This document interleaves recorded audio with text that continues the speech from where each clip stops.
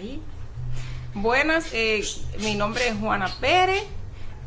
Gracias por estar con nosotros hoy en la clase de consejería espiritual, a nuestros hermanos y amigos. Y aquí tenemos a nuestro hermano Antonio Ortiz, un servidor. Hoy tenemos una clase, yo siempre digo que es de gran importancia, especialmente en el tiempo que estamos viviendo ahora mismo. Es una historia bella que vamos a tocar hoy.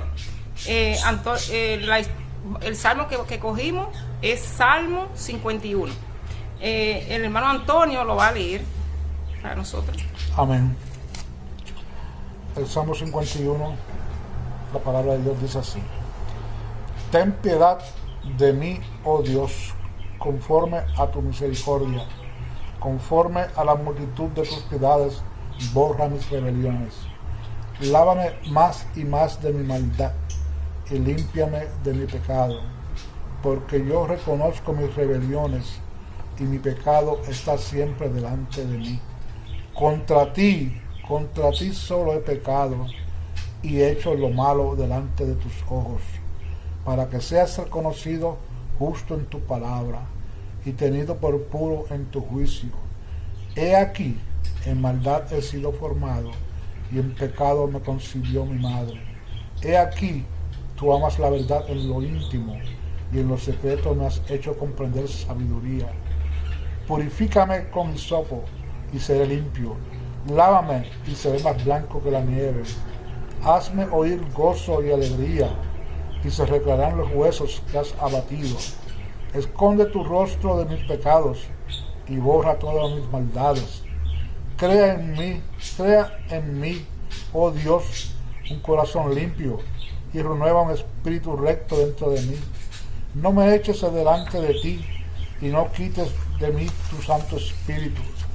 Vuélveme al gozo de tu salvación, y espíritu noble me sustente. Entonces enseñaré a los transgresores tus caminos, y los pecadores se convertirán a ti. Líbrame de homicidios, oh Dios, Dios de mi salvación. Cantará mi lengua tu justicia. Señor, abre mis labios, y publicará mi boca tu alabanza. Porque no quieres sacrificio que yo lo daría, no quieres holocausto. Los sacrificios de Dios son el espíritu quebrantado. Al corazón contrito y humillado no despreciarás tú, oh Dios. Haz bien con tu benevolencia a Sión, edifica los muros de Jerusalén. Entonces te agradarán los sacrificios de justicia, el holocausto u ofrenda del todo quemada. Entonces ofrecerán becerros sobre tu altar. Amén. Amén. Antonio, yo quisiera que usted nos diera un breve ejemplo de qué es lo que estaba pasando en ese versículo, en ese capítulo, porque ahí hay bastante gente envuelta, que es David, Belsabé, Urías y Natán. Entonces, comience qué estaba pasando en ese entonces que David habla así. Muy bien, el contexto de este salmo trata de una situación en que el rey David se vio envuelto, una situación muy triste en que cometió pecados, no un pecado, pecados. David está pasando como por unas vacaciones y está en su palacio mirando su preciosa ciudad de Jerusalén. Es entonces cuando mis ojos, ven a esta hermosa mujer, la cual está tomando un baño. Él conoce a la mujer porque sabe, luego se entera de que es la mujer de su capitán, de su siervo soldado Urías, elitita. David, un hombre que siendo rey había alcanzado la cúspide de un hijo de Israel, ungido de Dios, con varias esposas, con derecho a poseer cualquier mujer de Israel que estuviese libre, enfoca su mirada en el pecado y manda a llamar a Betsabé, la mujer de Urías. Se allega a ella Y entonces cuando David luego, esta mujer queda embarazada y David se da cuenta que tiene un problema muy serio en sus manos. No se da cuenta muy seguido del pecado que ha cometido, pero sí de la situación en que se ha metido. De saberse eso, David podría ser enjuiciado por los sacerdotes de Israel, por los pecados morales que había cometido. Pero el pecado aún mayor fue enviar al esposo de Betsabé a una muerte. Planeó su ejecución, su muerte, y eso es asesinato, un pecado horrible, homicidio. Y David es el que ejecuta a través de sus capitanes ese pecado tan terrible. Ese es el contexto, el background que tiene este salmo.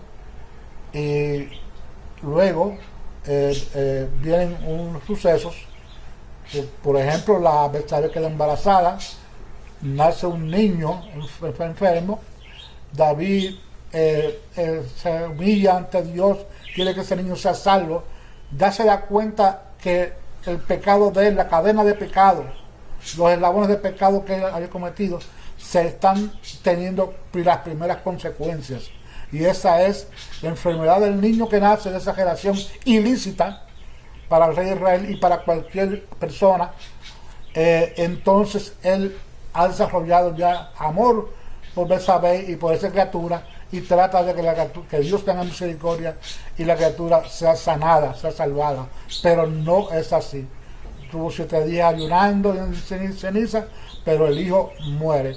Ahí comienza la primera consecuencia de la cadena del pecado que cometió el rey David. Amén.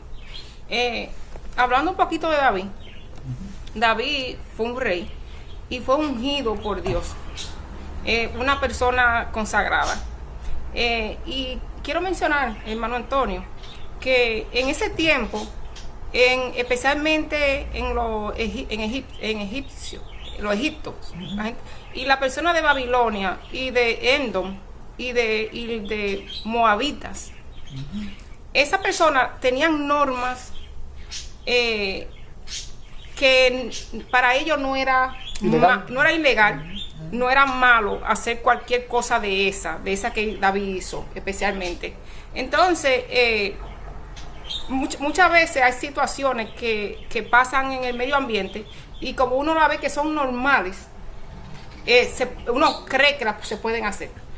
Aquí vemos que David pensó o creyó que podía hacer eso que hizo,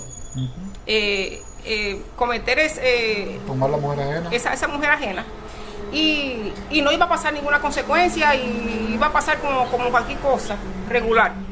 Pero para un hijo de Dios, violar el 6º mandamiento que dice que no matará, y el 7º mandamiento que dice no cometerá adulterio, en esta ocasión, en el Salmo 51, eso es lo que está pasando, que se violan esas dos reglas de Dios, y Dios no deja eso impune. Y también yo quisiera que me hable un poquito de Urías. ¿Quién era Urías en el tiempo con David? Sí, Urías procedía de la región de Hitita, Turquía, y había sido un soldado y ya era un oficial en el ejército del rey David. Era una persona muy leal a su rey, tan leal es así que teniendo libertad para estar con su esposa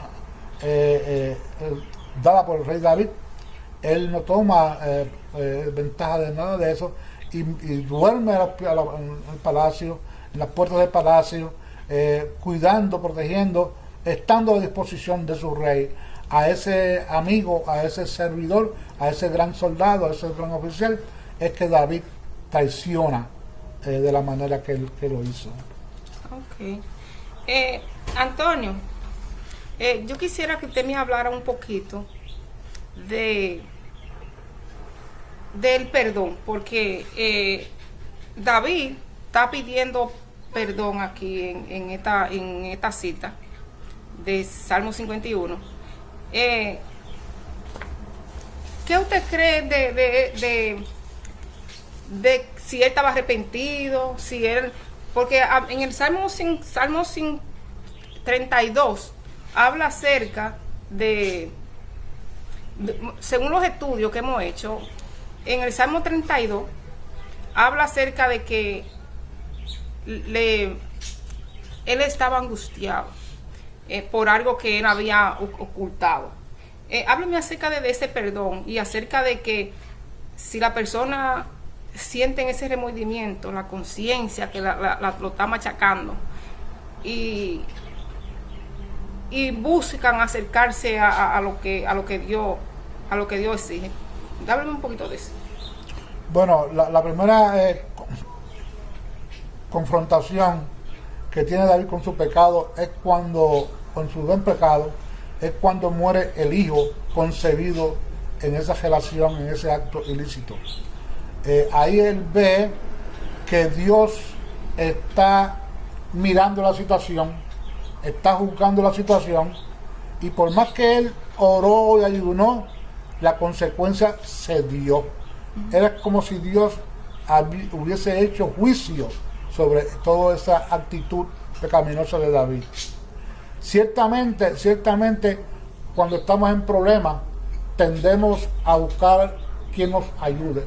Los cristianos buscamos siempre que Dios nos escuche, nos llevamos en oración, en ayuno, en plegaria, para que Dios nos resuelva, nos ayude a encontrar el camino de sanidad, el camino de salvación para nuestra situación. No podemos decir si David sinceramente había sentido arrepentimiento, porque David no había iniciado el proceso para hablar con el sumo sacerdote, confesar su pecado, porque sabemos que el principio principal, el primer paso de todo arrepentimiento, de todo proceso que va dirigido a encontrar el perdón de Dios, es confesar el pecado. Porque es fácil cuando me sorprendieron luego en mis actos, cuando descubrieron mi condición espiritual, y yo reclamo perdón Dios, perdóname, no sabía lo que hacía.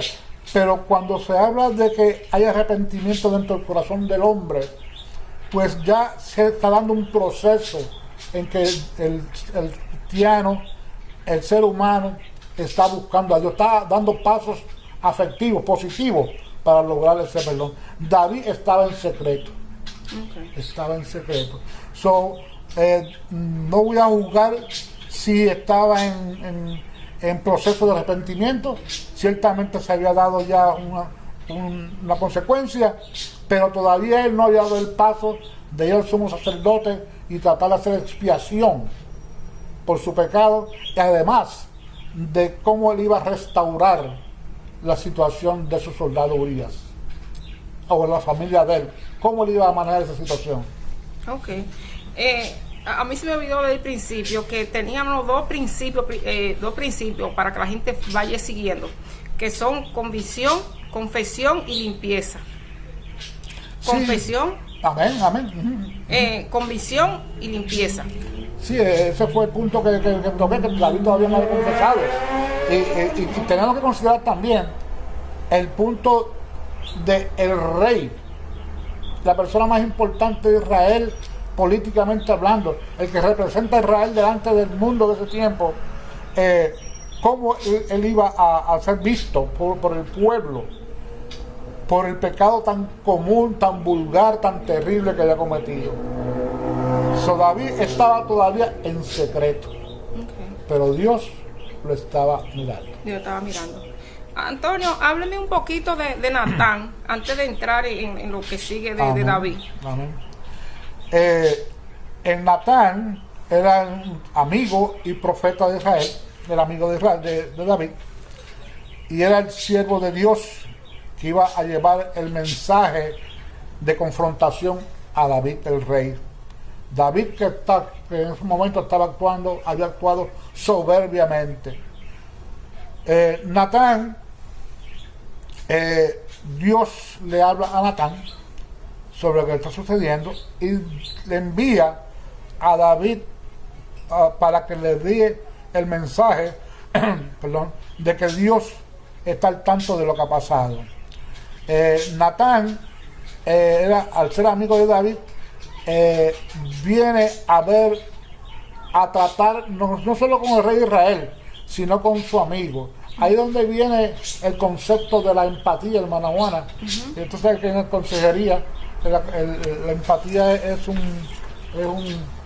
concepto muy importante. ¿Puede explicarle a la audiencia qué significa empatía? Bueno, yo tengo aquí lo que significa empatía. La empatía es la intención de comprender los sentimientos y las emociones, intentando experimentar de forma objetiva y racional lo que siente otro individuo. Entonces, lo que el hermano Antonio nos quiere decir es que el siervo de Dios, la persona que Dios tenía en ese momento, que era quien hablaba con David y lo dirigía, esto que David hizo, esta transgresión que David hizo, para lo del grupo de Dios, es algo penal, es algo que él podía hasta perder la vida por eso.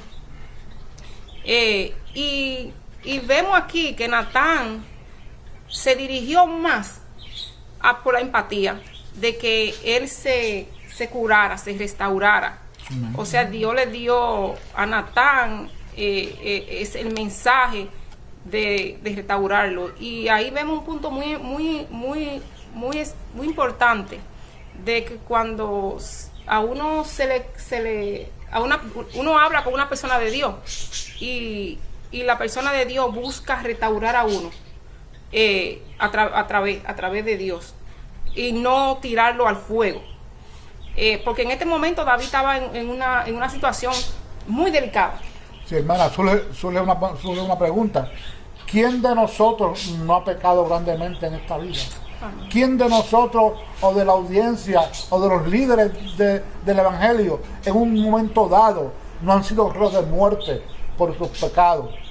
Y entonces, pero Dios tuvo misericordia de nosotros, y hoy día estamos aquí tratando de enseñar su palabra. Por lo tanto, David no era ni menos ni más que nosotros. Él era un ser humano sujeto a las pasiones de este mundo y había fallado, pero también mucha gente hemos fallado y otros fallan todos los días.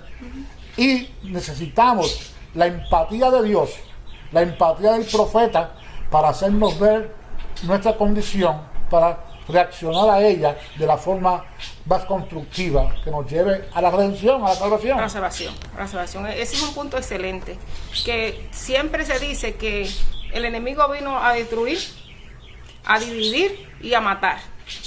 Dios vino a salvar a la gente. Amén, a restituirnos, sí, Señor. Y cuando una persona falla, el siervo de Dios lo que hace es restaurar, mientras la persona quiera. Sí, lo más fácil del mundo es pararse en un púlpito o en una sala y inmediatamente señalar: tú has hecho esto, pero no, esa no es la forma de manejar el asunto.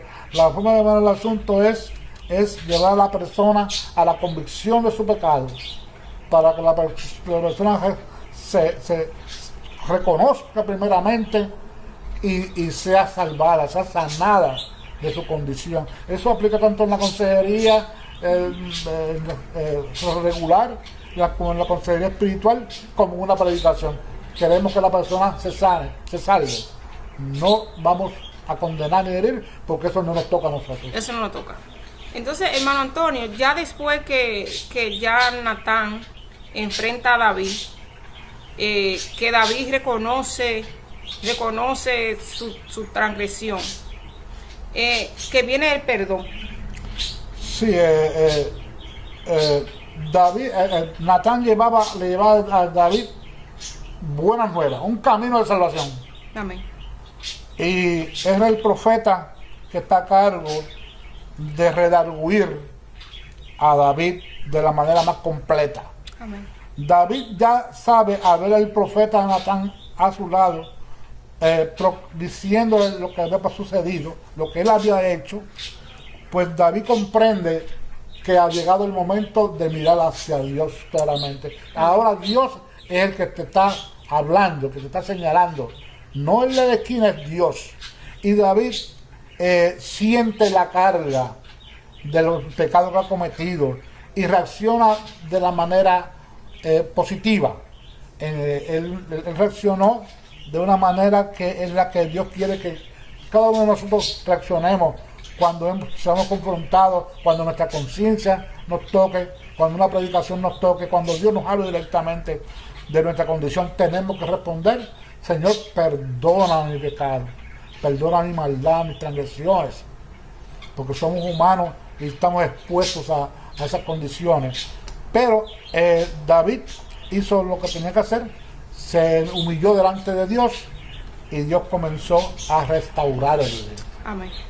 Antonio, hermano Antonio, yo quisiera que usted me diera una pista de otro ejemplo que pasó en el Antiguo Testamento acerca de Saúl, en cuestión de esto del perdón y la transgresión y el arrepentimiento.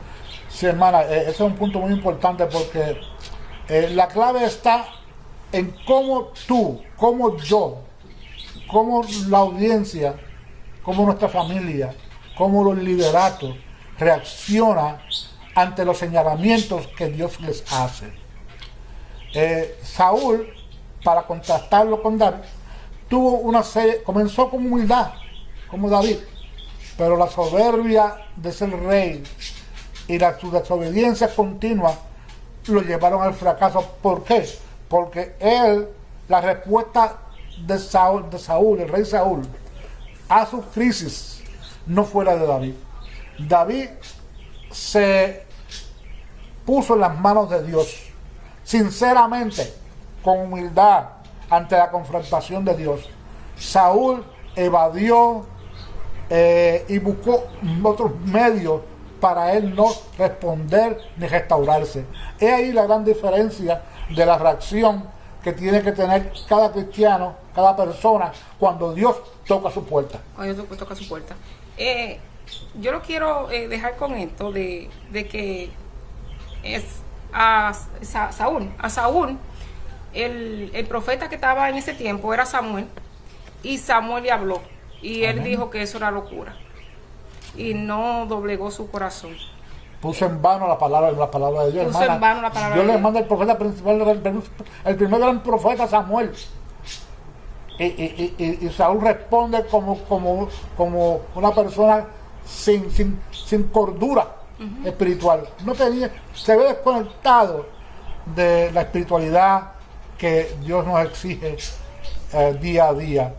David, sin embargo, tuvo la sensibilidad de reconocer el momento, hermano. Amén. Hay que reconocer el momento en que Dios está mirándote, en que Dios te está hablando, en que Dios te está tocando.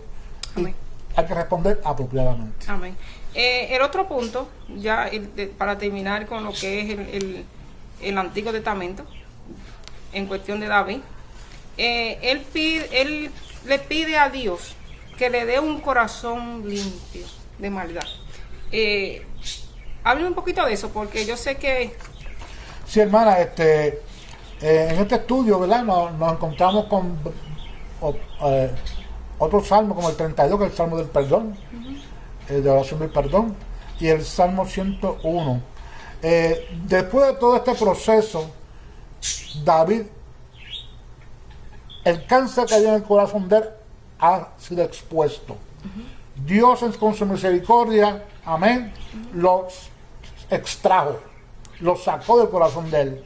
Ahora David tiene oportunidad de comenzar nuevamente. Amén. Y en el Salmo 101 vemos como David hace votos y profesión de santidad. Ya el hombre pecador, el hombre que cometió grandes crímenes por pecados de la carne, por pecados de la soberbia del poder, porque puedo hacerlo porque soy rey, puedo hacerlo, hermana, porque soy pastor. Yo puedo hacer esto porque soy el evangelista. Yo soy el líder conciliar, yo puedo hacer lo que casi quiero. No es así, hermano. Dios está mirando. Entonces, David es limpiado, sanado, pero él se hizo ameno para que Dios hiciera la obra. Tenemos que disponernos a abrir nuestros corazones en humildad, con sinceridad, para que Dios haga la obra que Dios quiere hacer. Un corazón quebrantado, eso fue lo que tenía David. Bueno, esa fue la historia de David en su dolor y en todo lo que pasó. Pero él se volvió a Dios y Dios lo restauró de nuevo. Queremos decirle a la audiencia que a pesar de que David fue sanado y no enfrentó las consecuencias de humillación pública por todo lo que había hecho, ni las consecuencias judiciales por el crimen que había cometido, la mano de Dios, el castigo, las consecuencias de su pecado, si le siguieron el resto de su vida con sus hijos, Ajá. con su hija, que fue ultrajada por su propio hermano. En fin, los pecados que creemos, nuestras acciones tienen consecuencias. Dios nos perdona, sí, nos da una oportunidad de regenerarnos, de buscar la santidad, de servir a Dios de verdad, pero hay consecuencias que no se pueden evitar. ¿Por qué? Porque el pecado trae muerte. Y por ser David ungido de Dios, fueron 3 consecuencias graves. En su casa no se iba a quitar la espada. Su hijo murió. Y también que todas las mujeres que hubieran en la casa, como él no confesó como él no hizo eso en secreto, dice que las mujeres que habían ahí, Dios se las iba a dar a otra persona y que la iban a tener enfrente de él. Aleluya. O sea que eso fue fuerte. Wow. Por la ambición de David. Pero, hermano Antonio, yo quisiera que traerlo al día de hoy, ya que estamos bregando con la consejería, de cómo eso nos puede ayudar hoy día. Especialmente esa historia está hecha ahí para mostrarnos algo a nosotros. Sí, ciertamente la palabra de Dios es edificadora, es sanadora, es constructora a nuestras vidas espirituales y a nuestras vidas en general. Tenemos que entender que las consecuencias quedan, los rastros quedan, pero no podemos quedarnos pensando en lo que pasó. Ya eso sucedió, ya hemos enfrentado nuestro pecado. Dios, la de misericordia, nos ha sanado. Ahora nos resta comenzar una vida nueva. Y así es en la consejería, hermana. Las personas vienen llenas de cargas, afectados, heridos por la vida, heridos en la iglesia, heridos en la escuela, heridos por la sociedad en general. Pero nos toca a nosotros ayudarles a comprender que siempre hay un mejor futuro. Amén. Que Dios, la empatía, la misericordia, la simpatía de Dios está con el humilde, con el que se humilla. Y está en nosotros reconocer, querer cambiar, querer ser congruente, hermana, con Dios. Porque hay que ser constante, hay que ser consistente, hay que tratar de serlo para así tener la bendición de Dios. Amén, amén. Y recuerden que esto trata de convicción, de confesión y de limpieza. Y yo pienso, y yo sé que es correcto, que todas las personas que están sirviendo en los caminos de Dios, y nos choca, y estamos tratando con personas que están dedicadas por lo que han pasado, que nosotros seamos gente que tenga empatía.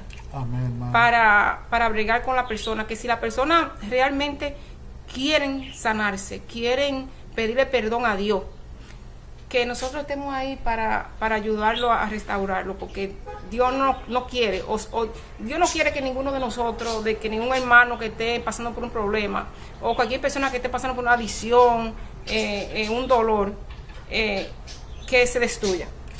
Sí, eso me lleva a aclarar algo. Nuestra empatía debe ser como la empatía de Dios. Amén. Sincera. Sincera. No artificial. No mirando en la persona A, la persona B, la persona C, un cliente o un donante a nuestra iglesia. No, es un ser humano que necesita sanación, que necesita personas capacitadas que lo lleven al camino de la salvación.